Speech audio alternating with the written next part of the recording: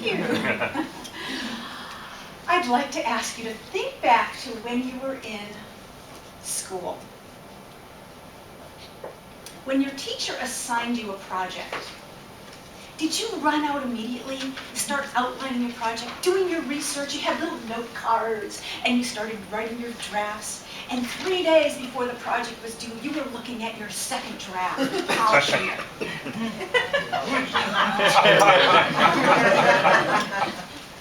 Or were you the kind of person over the weekend before, or even the night before, were writing your first draft, and you never got to edit it because it was your final draft?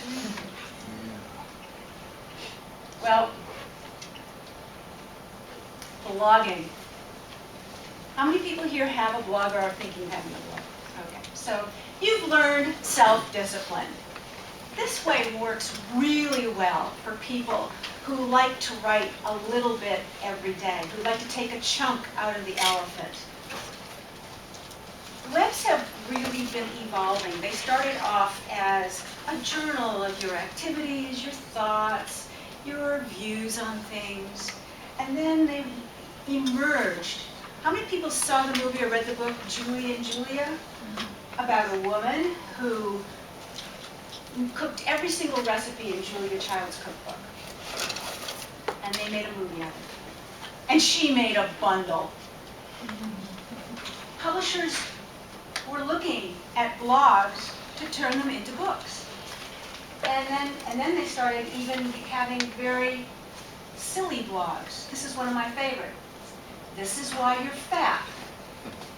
Talk about other people contributing to a book.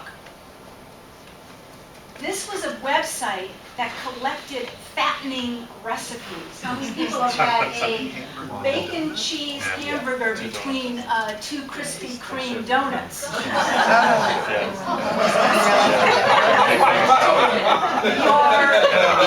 You're laughing, but after 3 months, this blog, Amison and Blakely were offered a 6-figure contract.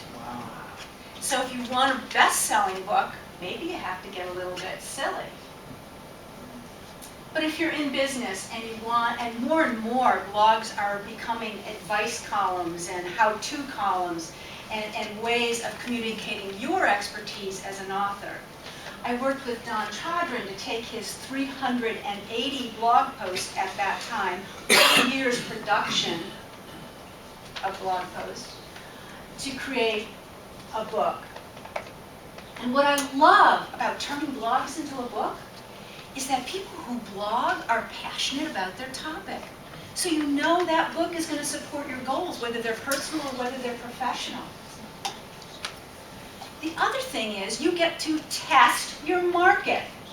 Don found that he had this incredible niche. The blog posts that were getting the greatest hits were on debt workout. And he found that nobody else was covering the small business market in debt workout. So a good part of the promotion for that book and a good part of that book is on debt workout for small businesses.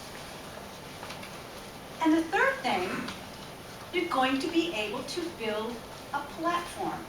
I'm not talking about your political views. I'm talking about what publishers call platform. To get a traditional publisher interested in your book, you're going to need to be able to show them that you can market it.